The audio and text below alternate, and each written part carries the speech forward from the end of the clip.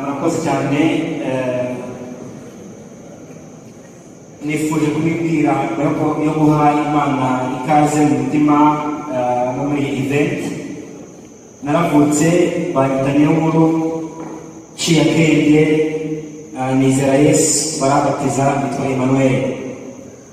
Ariko umugabo w'umunyarwanda nyawe agira icyivugo, umugabo utivuga abafite icyabura.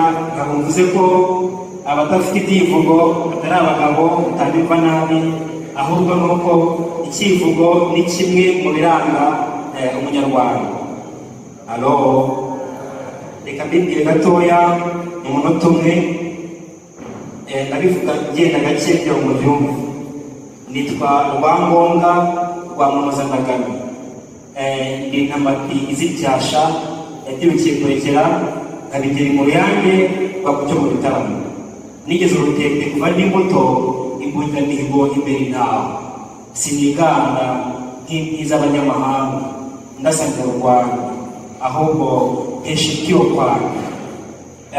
Umunsi umwe twari ku rugamba dutera ishyanga, hanyuma mbamugabwa mbere ngasuka mu kindi cy'umuhinzi muhita muhije amajwi nanjye intambara nyirima ku nkiko, inkingi zirata ubutiza, icyanga cy'urugamba kiri nkaba intanga yacika mu gihenge.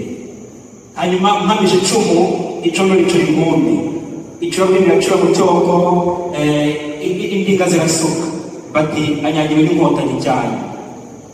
Maze uwo mukinzi wari unkomye imbere yikubita hasi arakobana, abura icyomoro, icyuma cy'umucyura cya kimukikanyije mu cyico.